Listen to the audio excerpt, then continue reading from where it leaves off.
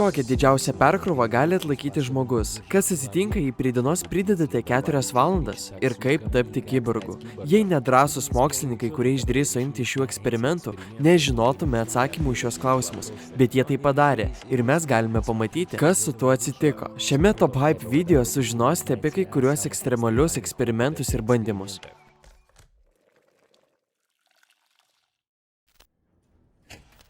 Jonas Tepo eksperimentų jokių būdų negalima laikyti lengvais. Šis JAV karinių oro pajėgų pulkininkas ėjo istoriją dėl savo perkrovos bandymų, veikiant gravitacijos jėgai kintančiai G vienetais.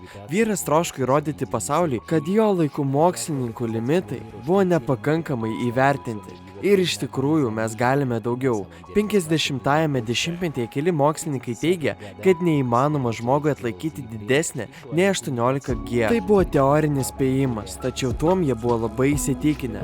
Tačiau išrasti reaktyvinius lėktuvus ar kosminius erdvėlaivius mokslininkams reikėjo praktinių duomenų. Ir būtent jų jiems reikėjo.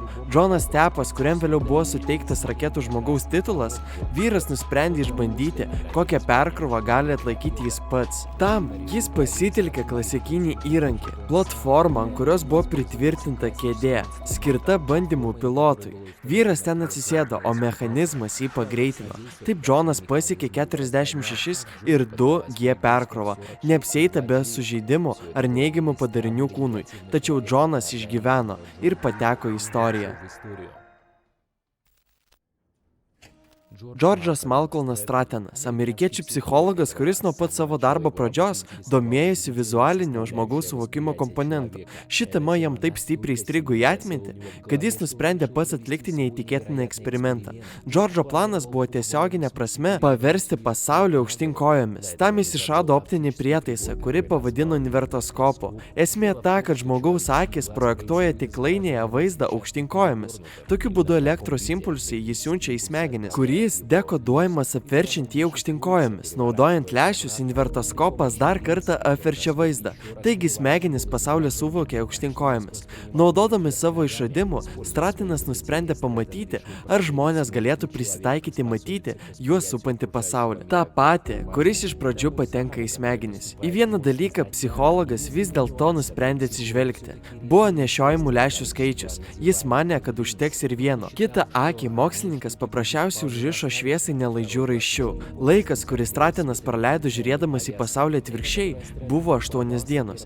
Jau pirmosiomis dienomis Malcolmas pasijuto visiškai sutrikęs. Jo veiksmai buvo nekoordinuoti, tačiau jo po poros dienų mokslininko judesiai pagerėjo. Jis daug geriau orientavosi erdvėje. Praėjus dar keliomis dienomis, Džordžas jautėsi labiau neįprastai. Jis nebeatsitrenkdavo į bute esančius daiktus, o jo veiksmai buvo aiškus, sklandus ir apgalvoti. Atėjo laikas baigti eksperimentą. Jis atgavo jausmą, kurį turėjo pirmosiomis eksperimento dienomis. Vyras turėjo iš naujo susipažinti su pasauliu, kokį pažįstame nuo gimimo. Dėl šių eksperimentų mokslininkai įgyja ne tik naujų įžvalgų apie regimąjį suvokimą, bet ir naują optinį prietaisą, kuris aktyviai naudojamas ir šiandien. Ir ne tik psichologiniams eksperimentams, bet ir kariniams mokymams ir net jūros ligai gydyti. Žmogus kiborgas. Sekantis mokslininkas, apie kurį kalbėsime, nusprendė eiti į visiškai naują lygmenį ir parodyti pasauliui, kad neverta gaišti laiko ir bandyti įprastus žmogaus gebėjimus. Jis manė, kad būtų veiksmingiau, įdomiau ir svarbiausia teisingiau išbandyti žmogaus kiborgo galimybės. Kevinas Borikas tapo pirmuoju, kuriam po oda buvo implantuotas silikoninis švyturys, kuris leidžia jam automatiškai atidaryti buto duris ir įjungti šviesą. Ir tai įvyko 98-aisiais. Pagrindinis eksperimento tikslas buvo patikrinti jautrumo mikroschemą ir jos priėmimo lengvumą, chirurginių ir kibernetinių požiūrių. Eksperimente nebuvo nieko ypatingo, mikroschema buvo autonominė. Kevinas nenorėjo sustoti ir po 4 metų. Jam buvo implantuota mažytė kontaktinė plokštelė, kurioje buvo 100 mažyčių dyglių. Vyras planavo patikrinti, ar žmogaus nervų sistema galėtų išmokti jausti dirgiklius, kompiuterių generuojamus signalus ir juos reaguoti. Jei Boriko operacija nepavyktų, kiltų traumos pavojus nervų sistemai, infekcija ar net smegenų pažeidimas. tačiau ji buvo sėkminga. Naudodamasis naujomis technologijomis, gydytojas išmoko valdyti elektroninį ir neįgaliojo vežimėlį bei galūnių protezus be kontakto, net vizualinio, o vyras taip pat galėjo jausti savo aplinką net ir užmerktomis akimis. Jis galėjo atpažinti, kaip arti ar toli nuo jo yra kažkas. Kitas jo robotizacijos etapas buvo į jo kūną įmontuoti mikroschemas, kurios leido jam terapetiškai bendrauti su žmona. Kaip galite įsivaizduoti, jai taip pat buvo implantuotos mikroschemos po oda. Pirmą kartą istorijoje nepaprastas elektroninis ryšys tarp dviejų žmonių. Natanielis Kleitmanas, garsus neurofiziologas, pirmasis aprašė REM miego fazę. Prieš tai, kai jo darbas tapo garsus ir turėjo paklausą, Kleitmanas neturėjo jokio finansavimo ir jis tiesiog privalėjo dalyvauti savo eksperimentuose asmeniškai.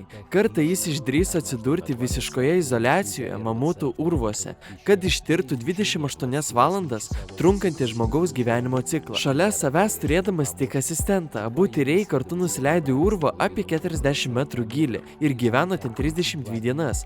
Galiausiai paaiškėjo, kad tuomet 43 metų Kleitmanas taip ir nesugebėjo prisitaikyti, o jo 20-metis asistentas prisitaikė vos po savaitės po žeme. Šio eksperimento pagrindu buvo parengtas straipsnis apie aplinkos įtaką žmogaus cirkadiniams ritmams, po kurio buvo sukurtas praktinių rekomendacijų darbuotojams dirbantiems ilgas pamainas atšiaurioje aplinkoje. Mokslininkai eksperimentus atlieka ne tik su savimi, daug dažniau jiems padeda kiti žmonės ir šie eksperimentai yra nemažiau įdomus. Žiūrėkite toliau ir sužinosite apie juos daugiau. Stanfordo eksperimentas. Stanfordo eksperimentą 1971 metais atliko garsusis psichologas Filipas Zimbardo.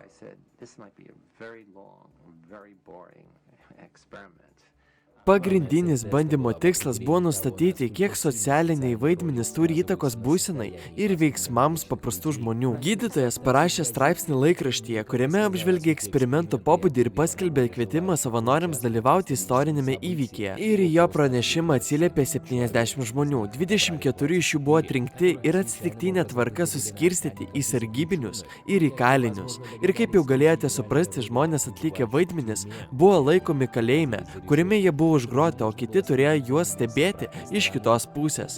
Pseudo kalėjime žmonės turėjo praleisti 2 savaitės. Ir tai buvo ne tik 2 savaičių atostogos, tai buvo 2 savaitės jausmo, kad tai buvo tikra. Prižiūrėtojams buvo duotos lazdos ir atitinkamos uniformos, o kaliniai buvo aprengti darbo uniformomis. Buvo visai kaip tikrame kalėjime. Net ir kambarių paskirstimas nebuvo atsitiktinis. Žmonėms už grotų buvo atliekami vadinamoji apžiūra, kurios metu iš jų buvo įmami piršto antspaudai, suteikiamas kalėjimo numeris ir panašiai. Pagrindinė eksperimento sąlyga buvo ta, kad jie turėjo atlikti savo vaidmenį. Daugiau dalyviams nieko nebuvo pasakyta. Psichologas žinoma įtarė, kad kažkas gali nutikti ne taip. Bet ne taip greitai. Jau per pirmąją dieną žmonės pradėjo blaškytis. Sargybiniai buvo agresyvūs ir smurtaujantis. Kalinių atžvilgių naudojo lazdas, atimdami čiužinius, ant kurių jie ketino miegoti. Atimdavo iš jų maistą arba priversdavo daryti pakartotinus atsispaudimus. Patyčios ir smurtas iš beginklių ir panašiai. Tačiau tai buvo tik pradžia. Kaliniams prireikė tik 2 dienų organizuoti sumaištį, tačiau kaip bebūtų keista, riaušės buvo greitai numalšintos. Atlikus šį eksperimentą pastebėta, kad žmonės labai stipriai pabrėžė savo socialinį vaidmenį. Aukštesnės pareigos arba tiesiog tinkama apranga. Apranga gali paskatinti žmonės elgtis peržengiant proto ribas. Įdomu tai, kad sargybiniai nebuvo verčiami elgtis agresyviai su savo kolegomis eksperimentatoriais. Jiems paprasčiausiai buvo duotos atitinkamos uniformos ir pasakyta palaikyti tvarką. Milgramo eksperimentas. Stanlio Milgramo eksperimentas buvo atliktas 1963 metais. Jo tikslas buvo nustatyti, kokią įtaką tam tikro požiūrio, kurį individas gauna iš aukštesnio asmens. Taigi, atlikdamas eksperimentą, mokslininkas norėjo išsiaiškinti, kiek žmogus gali nueiti, jei paklustų įsakymui. Mokslininkas norėjo patikrinti tai gana paprastai. Jis pakvietė keletą atsitiktinių žmonių, kuriems buvo suteiktas mokytojo vardas. Priešais kiekvieną iš jų sėdėjo po vieną aktorių, Milgramo darbuotoją. Aktorius turėjo įsiminti porą žodžių seriją, bet jei suklydo, jam buvo duotas elektrošokas.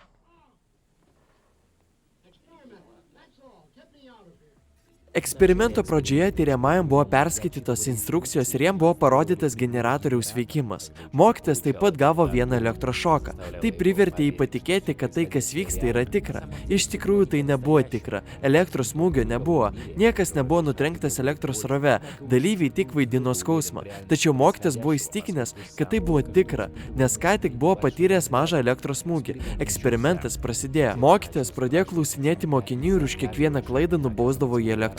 Iš viso tyriamojo arsenale buvo apie 30 jungiklių. Kiekvienas iš jų galėjo sukelti nuo 15 iki 450 voltų įtampą. Asmuo galėjo asmeniškai pasirinkti šoko stiprumą. Po kiekvieno mygtuko panaudojimo daktaras Milgramas mokytoją palydėdavo žodžiais: prašome tęsti. Arba neturite kito pasirinkimo, privalote tęsti. Tai skatino mokytojus smūgiuoti vis stipriau ir stipriau. Be to, pagal eksperimento sąlygas mokytojui buvo mokama tik už pasirodymą laboratorijoje, o ne už dalyvavimą eksperimente. Tačiau tai nesustabdė daugumus tų, kurie buvo už generatoriaus skydelio. Tyrimo pabaigoje apie 70% tyriamųjų nubaudė mokinį ir pakilo iki maksimaliosios 450 voltų įtampos. Kiti 30% buvo atlaidesni, tačiau bet kuriuo atveju visi iki vieno pasiekė ne mažiau kaip 300 voltų. Taigi komentaruose parašykite, kuris eksperimentas jums patiko labiausiai, spauskite patinka ir prenumeruokite.